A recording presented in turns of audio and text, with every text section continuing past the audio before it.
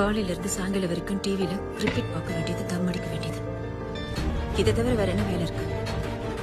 லைஃப்ல ஒவ்வொரு தடவையும் ட்வீட் பண்ணிட்டே இருந்தா எப்படி ஆச்சு?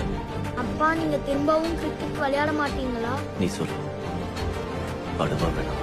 நீங்க ஆடினா சூப்பரா இருக்கும், ஹீரோ மாதிரி இருப்பீங்க. கோச் இல்லை சார்.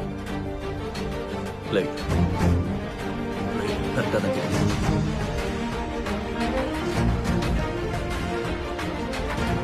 நம்ம விளையாட